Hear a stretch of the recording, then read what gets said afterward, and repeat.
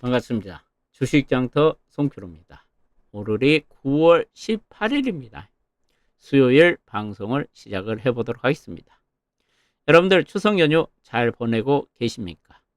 오늘 이 시간에는 추석 이후에 여러분들이 관심 가질 만한 섹터하고 유망주를 소개를 해드릴 테니까 끝까지 애청하시고 여러분들 성공 투자 하시라는 얘기를 해드리면서 오늘 방송을 시작을 해보도록 하겠습니다. 먼저 추석 연휴에 어떤 일정들이 있는가를 한번 보도록 하겠습니다. 자, 9월달 이제 내일이죠. 내일은 FOMC 회의 결과가 발표되죠. FOMC에서 기준금리를 몇 퍼센트 인하할 것이냐, 점도표가 상당히 중요할 것으로 예상된다는 얘기를 해드리고, 금요일 날이죠. 금요일 날 9월 20일 날은 미국의 선물 옵션 만기일이네요. 9월 23일 날은 알테전이 머크하고 키트리다 임상이 종료된다는 얘기네요.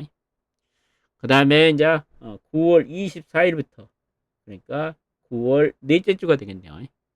여기에 한국거래소가 우리나라 밸류업 지수를 발표할 것으로 예상이 되고 있습니다. 그다음에 10월 달에 이제 중요한 걸 한번 보면요. 10월 1일 날이죠. 10월 1일 날 미국의 민주당, 공화당 부대통령 후보가 TV 토론을 진행을 하네요. 그 다음에 10월 10일 날이죠. 우리가 이제 10월 10일 날은 상당히 지금 기대를 하고 있죠. 10월 10일 날 테슬라가 자율주행 로보택시를 지금 공개할 것으로 예상이 되고 있고, 그 다음에 10월 11일 날은 우리나라 한국은행의 10월 금융통화위원회가 열리네요. 여기서는 이번에 기준금리를 인하를 하지 않을까 그렇게 생각을 하고 있습니다. 그러면 이제 9월달 우리나라 증시를 증권사들이 어떻게 보는가 한번 간단하게 말씀을 드릴게요. 자, 이번 주 국내 증시는 좀 부정적으로 좀 보는 증권사가 상당히 많습니다. 그 이유는 한국은행의 기준금리 인하가 지연되고 있다. 그 다음에 우리나라 가계부채 위험성이 증가하고 있다. 우리나라 지금 가계부채가 엄청나게 증가를 하고 있죠. 이것도 증시에 부정적으로 작용했다는 얘기죠. 그다음에 우리나라 수출이 증가세를 보이고 있지만 증가율이 둔화되고 있다는 것이죠. 이런 것들이 우리나라 종합주가수 상단을 제한을 하고 있다는 얘기죠. 그래서 이제 이번 주에는 이제 연준의 FOMC 회의가 이제 내일 새벽에 발표되겠죠. 그다음에 일본은행의 기준금리가 또 결정이 되죠. 이런 것들이 우리 시장에 미치는 영향이 크다는 이야기를 해놨네요. 그러면서 우리 증시는 지금 저평가 구간에 있다. 우리 증시는 뭐 제가 봐도 크게 빠지지는 않을 것으로 예상이 되고 있는데 이번 주에도 좀 박스권에서 움직이지 않을까 그렇게 제시를 했네요. 그럼 각국 증권사들이 추석 연휴가 끝나고 증시 전망에 대해서 간단하게 좀 보면요. NH투자증권에서는 이제 최근 반도체 기업들의 주가가 부진하기 때문에 우리 시장이 지금 약세를 보이고 있다는 얘기죠. 특히 이제 하반기에 우리 원화가 강세를 보인다. 달러가 약세를 보인다는 얘기죠. 우리 원화가 강세를 보이면은 수출 기업들에게 상당히 부정적이죠. 그러면 국내 수출 기업들의 어닝 서프라이즈 기대감이 축소될 수밖에 없다. 이게 수출 기업들에게는 우리 원화가 강세를 보이면은 분명히 악재란 이야기죠. 그래서 국내 증시가 상승에는 제한적일 것이다. 이렇게 판단을 했네요. 대신증권에서는 보면은 대신증권에서는 이제 FOMC 회의가 중요하다. 점도표하고 연준의 앞으로 금리 인하를 몇 번 하냐가 중요하다는 얘기를 썼네요. 그 다음에 보면은 유진투자증권에서는 삼성전자 주가에 대한 전망을 좀 부정적으로 봤네요. 최근에 반도체 업종이 부진하기 때문에 우리나라 시장 전체가 부진하다는 이야기죠. 그러면서 유진투자증권에서도 삼성전자 목표가를 하향 조정을 했고, 그밖에 나머지 증권사도 다 목표가를 하향 조정을 하고 있죠. 유진투자증권도 하향 조정. 그 다음에 키움증권도 하향 조정이죠. 유진투자증권에서는 삼성전자 목표가를 91,000원으로 하향 조정. 키움증권은 10만원으로 하향 조정을 했죠. 그 다음에 DB금융투자, 그 다음에 KB, 현대차증권, 그 다음에 한국투자증권도 목표가를 삼성전자 12만원에서 96,000원으로 크게 하향 조정을 했죠. 이와 같이 우리나라 대표 주식인 삼성전자가 약세를 보이기 때문에 이제 이번 주에도 시장은 좀 부정적일 것이라는 그런 전망들을 하고 있네요. 그러면서 이제 삼성전자 주가에 대해서 전문가들은 대부분 이제 바닥권에 왔다. 최근 2개월 만에 52주 신저가를 기록하고 있기 때문에 주가는 이제 가매도권에 왔다는 얘기를 계속 그런 분석을 하고 있습니다. 그러면서 역사적인 저점 수준까지 지금 가매도권에 진입했다는 얘기죠. 그러면서 디램 업황이 어느 정도 이제 개선이 돼야지만이 반등이 나타날 수 있다. 그렇게 이야기를 하고 있는데, 자, 제가 이제 삼성전자를 어떻게 생각한가? 그것은 좀 이따 한번 말씀을 드릴게요. 그러면 삼성전자, 최근 나온 보고서를 보면서 잠깐 말씀을 드리도록 하겠습니다. 삼성전자, 이제 최근 보고서를 보면요. 3분기 영업이익을 계속 지금 하향 조정을 하고 있죠. 이것이 이제 한국투자증권에서 삼성전자 보고서인데요. 삼성전자 3분기 매출을 83조 3천억 정도 예상을 했죠. 그런데 이제 최근에 반도체 업황이 둔화되면서 79조 3천억까지 지금 매출이 크게 감소할 것으로 좀 전망을 하고 있죠. 영업이익도 원래는 13조 3천억 정도 전망을 했는데 10조 3천억까지 크게 하향 조정을 하고 있죠. 최근에 보면은 이제 스마트폰용 PC 출하량이 감소를 하고 있고 디램하고 낸드 가격이 낸드 출하량이 감소를 하고 있다는 얘기죠. 그다음에 판매 단가도 지금은 어느 정도 지금 둔화되고 있다는 얘기를 이렇게 써내면서 3분기에 삼성전자 실적이 크게 둔화될 거라는 얘기를 또 써놨네요. 그 다음에 이제 SK 하이닉스에 대한 실적 전망도 보면요. 원래 7조 700억 정도 전망을 했는데 6조 7천억 정도로 감소할 거라는 전망이죠. 하이닉스 같은 경우도 이제 뭐 디램하고 낸드 쪽에 실적이 이제 그래도 삼성전자보다는 좀 잘 나오죠.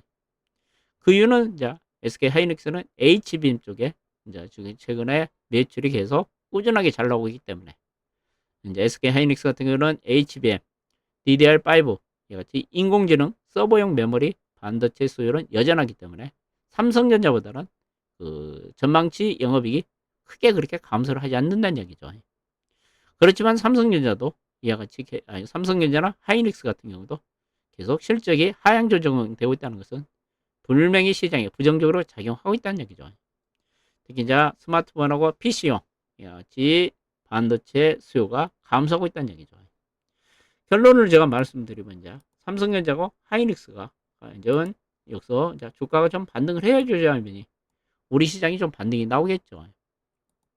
그런데 최근에 이제 삼성전자 주가를 보면은 여러분들도 이제 삼성전자 주가를 보면은 상당히 여러분들도 상당히 이 삼성전자 주가가 어디까지 빠질 것인가 두렵죠. 저는 이제 삼성전자 주가를 최근 분석을 해드리면서 그런 이야기를 하죠. 삼성전자를 최근에 외국인들이 이렇게 매도해가지고는 삼성전자 주가가 상승세로 전환하기 상당히 어렵다는 얘기죠. 최근에 보면 거의 20일 동안 거의 하루만 매수하고 나머지는 계속 매도죠. 지난주 금요일날도 7,800원이나 매도하게 했죠. 제가 보면 삼성전자는 제가 보면은 주가가 좀 상승세로 전환하기 위해서는 외국인들의 매도 물량이 좀 줄어들어야 되지 않을까 그렇게 생각을 합니다. 그래서 삼성전자가 여기서 만약에 반등은 나올 수도 있겠죠.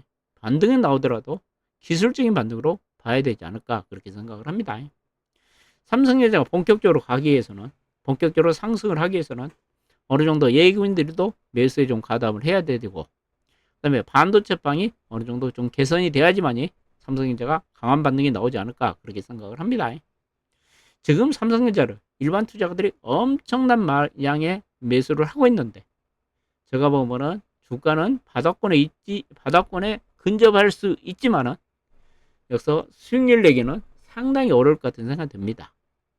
제가 만약에 삼성전자를 산다면은 현재 사는 것보다는 반도체 업황이 좀 개선이 되고 그다음에 외국인들의 수급이 좀 외국인들의 수입이 유입될 때 저는 외국인들이 매수를 할 때 저는 매수를 하겠습니다.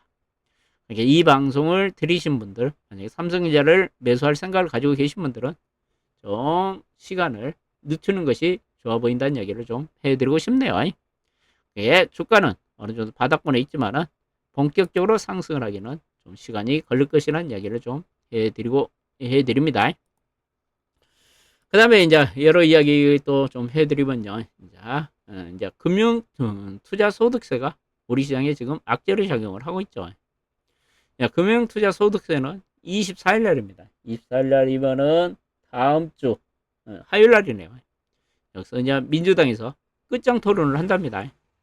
이 민주당에서 24일 날 끝장 토론을 해가지고 제가 보면 이 금융 투자 소득세에 대해서 좀 결론을 냈으면 좋겠네요.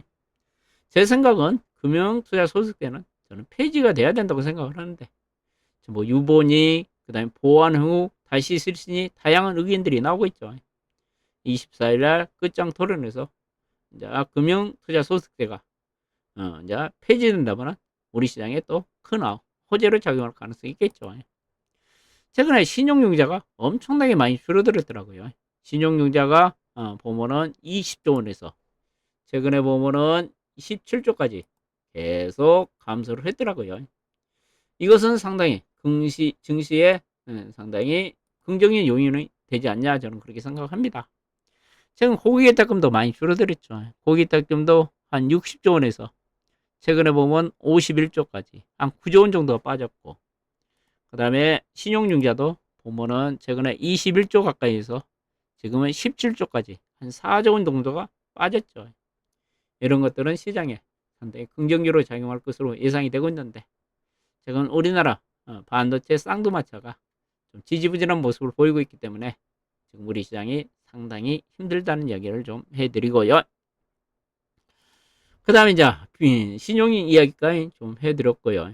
그 다음에 이제 보면은 여러분들이 이제 관심 가질 만한 섹터에 대해서 말씀을 드릴게요. 아까 조금 전에 말씀드렸죠. 9월 넷째 주에 증권거래소가 넷째 주에 밸류업 지수를 발표한다 그럽니다. 이 밸류업 지수가 어떻게 세부적인 내용은 아직까지 발표가 우리가 알려진 것은 없습니다. 뭐 2개 지수가 발표되니 1개 지수가 발표되니 종목 편입이 100개가 되니 300개가 되니 여러 이야기들이 나오고 있습니다. 저는 여러분들 드리고 싶은 이야기는 이 밸류업 지수에 편입된 종목들은 분명히 호재란 얘기죠.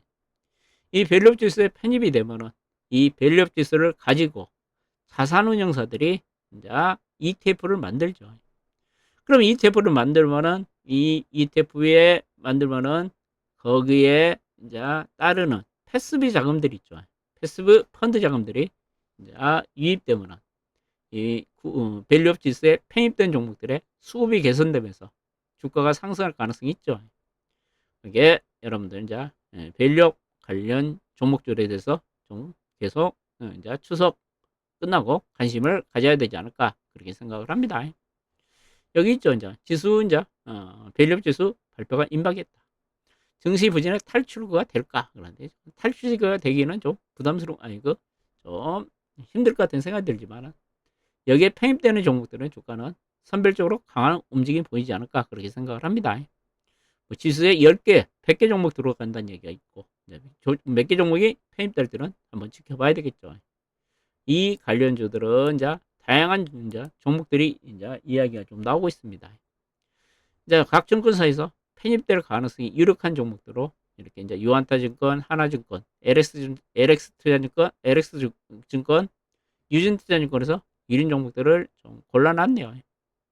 여러분들도 이걸 한번 캡처를 떠가지고 한번 여러분들도 검토를 한번 해보시고 제가 막판에 유망주 3종목을 한번 소개를 해드리도록 하겠습니다. 밸류업 관련주 중에서 어떤 종목이 좋아 보인가를 저 생각을 말씀드리겠습니다. 그 다음에 이제 추석 이후에 또 우리가 두 번째로 관심 가질 종목이 저는 자율주행이라고 생각을 합니다. 아까 제가 일정에서 말씀드렸죠. 10월 11일 날 테슬라가 자율주행 로보택스를 발표를 한다 그랬죠. 그러면 10월 11일은 얼마 안 남았죠. 이제 금방 다가오죠. 그 전에 이제 자율주행 관련주들이 최근에 꿈틀거리고 움직이죠. 대부분 자율주행 관련주들은 지금 바닥권에서 대량 거래가 터지고 있습니다. 그래서 그 거래량을 보면은 자율주행 관련주가 제가 보면 단발성이 끝나지 않고 제가 보면은 추석 이후에도 자율주행 관련주가 움직이지 않을까 그런 생각을 합니다.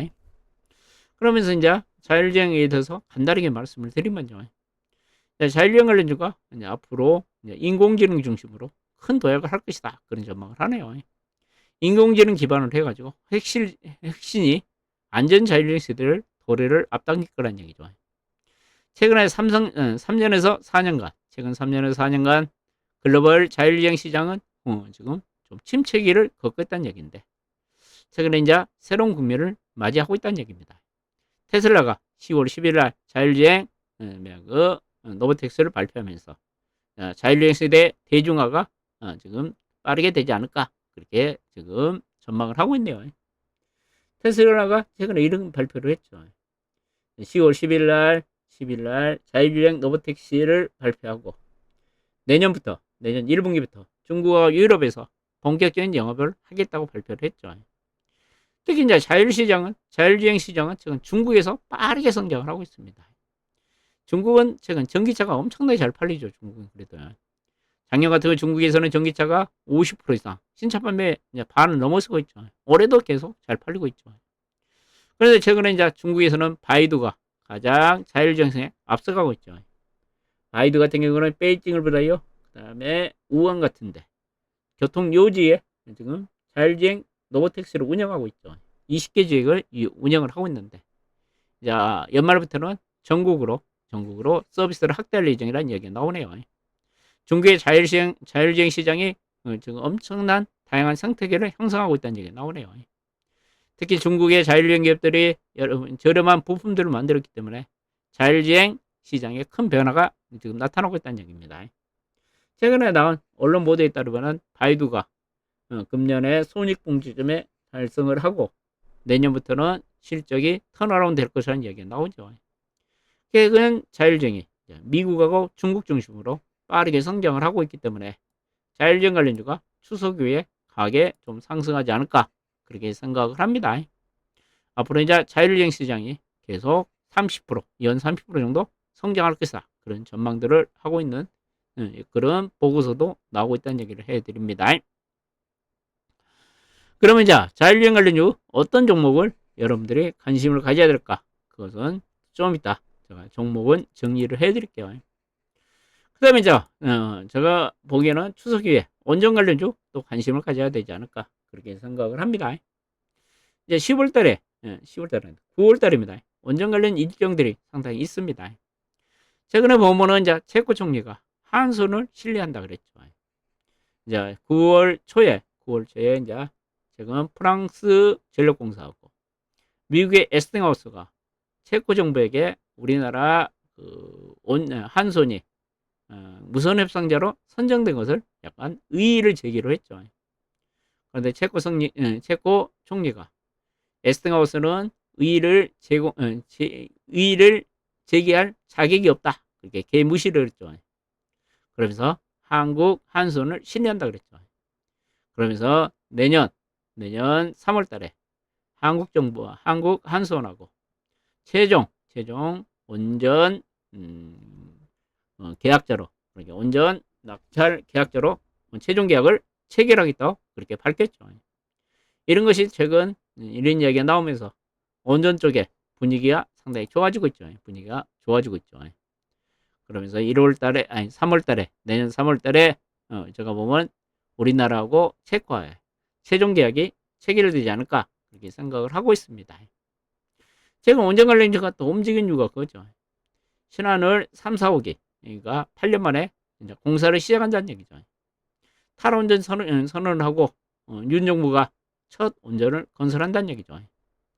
그러면서 이제 8년 만에 이렇게 이제 원전이 건설이 되면서 앞으로 추가적인 원전 건설이 계속 국내에서도 건설이 이루어질 것이라는 그런 기대감이 작용하면서 원전 관련주가 최근 흐름이 상당히 좋게 작용을 하고 있죠. 그 다음에 이제 19일 날이죠. 내일이네요. 내일이면 이제 원전 동맹 구축에 나선다. 19일 날 윤 대통령이 체코를 방문한다는 얘기죠. 2박 4일간 체코 대통령이 9년 만에 이제 체코를 방문한다. 그러면서 유럽의 원전 지출 교두보를 지금 확보할 것이고, 자, 4대 그룹, 우리나라 삼성비를 4대 그룹 총수가 동행을 한다는 얘기죠. 그러면서 체코를 공식 방문해가지고 한국과 체코 간에 원전 동맹을 구축한다는 얘기죠. 그러면 또 원전 관련주가 움직일 가능성이 있죠. 그러니까 원전 관련주 계속 같이 가져야 될 것으로 되지 않을까 그렇게 생각을 하고요. 또 이런 기사가 나왔더라고요. 잘 키운 K원전 반도체 안 부럽다. 유럽에서 일단 이제 대규모 수주가 기대된다는 얘기를 써놨네요. 이게 이제 우리나라 산업을 반도체가 이제 이끌고 있는데 앞으로 온전히 우리나라 산업을 이끌 가능성도 있다는 얘기죠. 앞으로 유럽 쪽에서 엄청난 원전 수주가 이어질 가능성이 있다는 얘기죠. 한국의 원전 단가는 프랑스 절반밖에 안 된다. 공사 기간도 안정적으로 지키고, 그 다음에 여러 가지 이제 반도체 차 산업을 협력하면서 원전을 이제 유럽 국가에 이제 이와 같이 자동차와 반도체 산업과 연결해 가지고 원전 산업을 원전 발전소를 수주한다는 얘기죠. 그러면서 한손이 영국 시장도 잡기에서 총력을 기울이고 있다는 얘기고, 그렇기 때문에 앞으로 2030년대는 원전 시장이 천조원 시장이 될 전망이라는 얘기죠. 반도체 시장보다 더 커질 가능성이 있다는 얘기죠. 앞으로 이제 온전히 우리나라 산업을 주도할 가능성이 있다는 얘기죠. 온전 계속 관심을 가져야 된다는 얘기죠. 그러면서 여러 유럽 국가들이 앞으로 온전 수주를 할 것이라는 얘기죠. 영국, 스웨덴, 핀란드, 슬로바키아, 그 다음에 폴란드, 그 다음에 슬로베니아, 터키, 아랍에미리트, 이렇게 여러 국가들이 원전을 수주할 가능성이 있다는 얘기죠. 또 이달 말에 하나 이제 또 이제 그 이벤트가 하나 있죠. 이달 말에는 슬로바키아 또 총리가 원전을 우리나라에 이제 발주하기 위해서 우리나라를 방문한다 그러죠. 원전 이벤트들은 계속 이어지고 있고, 또 정부가 원전 특별법을 이제 이달 안에 발의할 거다 이야기 나오죠. 이제 원전 특별법에는 SMR 지원법도 당길 것이라는 얘기를 해놨네요. 이와 같이 이제 정부가 또 원전 특별법을 발의하면은 또 원전 관련주에 악재는 아니고 분명히 호재로 작용할 가능성이 있겠죠. 그러니까 여러분들이 한번 원전 관련주도 계속 관심을 가진 것이 좋지 않을까 그렇게 생각을 합니다. 그러면 여러분들한테 제가 말씀을 드렸죠. 가장 먼저 여러분들이 관심 가져볼 만한 첫 번째 섹터는 밸류업이죠. 밸류업 쪽에서는 이제 당연히 KB금융이 최근 제일 잘 가요. 그죠? 제일 날아가고, 그 다음에 현대차도 잘 가죠. 현대차도 최근에 이제 밸류업 기대감 때문에 주가가 좀 올라 있죠. 그래서 제가 셀트론을 여러분한테 뚱뚱먹게 지금 밸류업 관련주로 지금 내가 여러분들 소개를 하는데, 제가 본 셀트론도 이제 이번에 제가 본 밸류업 지수가 발표되면 편입될 가능성이 상당히 높습니다. 그동안 철저히 소외됐기 때문에 제가 본 셀트론도 여러 가지 주주환원 책 같은 거, 그 다음에 실적 같은 걸 보면은 빠르게 성장할 가능성이 있어 보인 것 같습니다. 만약에 셀트론 같은 경우도 이제 이번에 밸류업 지수에 편입되면은 좀 이제 수급도 개선되면서 주가도 지금 바닥권에 있기 때문에 강하게 움직일 가능성이 있지 않냐 그렇게 생각을 합니다. 반면에 KB금융이나 현대차도 이제 수혜가 상당히 크죠. 근데 현대차나 KB금융 같은 경우는 밸류업에 대한 그런 기대감이 어느 정도 주가에 약간 선반영돼 있기 때문에 저는 셀트론을 한번 관심 가져도 되지 않을까 그렇게 생각한다는 얘기를 좀 해드리고요. 그 다음에 자율주행 이야기를 하죠. 자율주행 좀 전에 설명을 해드렸죠. 10월 10일 날 테슬라가 자율주행 로보텍스를 발표한다 그랬죠. 여러분들 이 자율주행 관련주 한번 차트 한번 분석을 해보시기 바랍니다. 바닥권에서 엄청난 거래가 터지고 있습니다. 제가 보면은 얘들이 이제 밀릴 때마다 좀 한번 사가지고 좀 승부를 한번 걸어봐도 되지 않을까 좀 그런 생각이 좀 들더라고요. 프론티어 같은 것도 지금 차트를 한번 볼까요? 이렇게 거래가 많이 터지고 있는데 주가는 그렇게 많이 오르지는 않았죠. 제가 보면은 이제 이렇게 거래가 많이 터지고 있다는 것은 제가 보면은 분명히 매집하는 세력들이 있지 않냐 좀 그런 생각이 듭니다. 그러니까 프론티어 같은 경우도 이제 테슬라 거래처로 보면 되겠죠. 테슬라가 자율주행을 주로 카메라 위주로 하죠. 그 카메라를 조립하고 검사하는 장비를 만들죠. 제가 프론티어 부분은 바닥권에서 이렇게 대량 거래가 터지고 있죠. 이렇게 많은 거래가 터지고 있다는 것은 내가 보면은 분명히 뭐 세력들이 좀 매집하지 않나 좀 그런 느낌이 좀 들고 그다음에 주가가 뭐 오르는 것도 없죠. 이건 일봉이지만 뭐 주봉이나 월봉 보면은 거의 바닥권에 있죠. 주봉이나 월봉을 보면은 거의 바닥권에 있죠. 이게 이 거래량이 장난이 아닌 것 같은 생각이 듭니다. 이게 여러분들 이 자율주행 관련주 한번 저 방송을 듣고 한번 연구를 한번 해보시고 한번 관심 가지면 어쩔까 그렇게 생각합니다. SOSF이라는 종목도 최근 바닥권에서 거의 지금 한 20일간 엄청난 거래가 바닥권에 터지고 있죠. 지금 바닥권에 있고 부담스럽지 않는 가격인 것 같고 그 다음에 스마트 네이드 시스템도 최근에 주가가 바닥권에 있죠. 얘도 지금 바닥권에서 거래가 대량으로 좀 수반되고 있죠. 이렇게 자율주행 관련주들이 지금 바닥권에서 상당히 거래가 수반되고 있습니다. 그래서 제가 보면은 이런 종목들이 한번 주가가 지금 테슬라 또 제로도 있죠. 10월 10일 날 자율주행 로보텍스 발표를 앞두고 있기 때문에 얘들도 움직이지 않을까 좀 그렇게 생각을 합니다. 프론티어, 스마트 레이더 시스템, 그 다음에 SOX랩 같은 종목 한번 관심 가져보시고 원전원 관련주 이제 19일 날 윤 대통령이 체코를 방문한다고 그랬죠. 자, 원전 관련주가 움직이기 시작하죠. 우리 기술도 움직이기 시작하죠. 제가 이제 여러분들 매일 아침에 제가 8시에 무료 방송을 합니다. 유튜브도 하고 그 다음에 MTMW 홈페이지에서도 무료 방송을 하죠. 자, 이거 뜨기 전부터 우리 기술 요즘에 한번 사보라 그랬죠. 지난주에 계속 사라 그랬죠. 뜨기 전에요. 그러니까 제가 이제 바닥권에서 완전 바닥권을 추천드린 거죠. 주가가 강하게 오르고 있죠. 원전 관련주 다양한 이벤트들이 존재하기 때문에 계속 한번 관심 가져야 되지 않을까 그렇게 생각하고 한전산업이죠. 한전산업도 약간 탄력적으로 움직이죠. 얘도 상승할 가능성이 있지 않냐 그렇게 생각하고 최근 대장주로 움직인 것이 보성파워텍이 대장주더라고요. 보성파워텍 같은 경우가 최근에 보면은 상한가치고 가장 강하게 움직이더라고요. 보성파워텍이 강하게 움직이는데 얘는 좀 단계 올랐죠. 한전기술도 주가가 그렇게 많이 오르지 않았죠. 한전기술 같은 경우도 한전기술도 지금 꿈틀거리죠. 원전 관련주를 다시 한번 정리를 해드리면요. 나는 좀 돈이 많다. 좀 안정적을 좋아한다. 그런 분들은 한전기술을 사시기 바랍니다.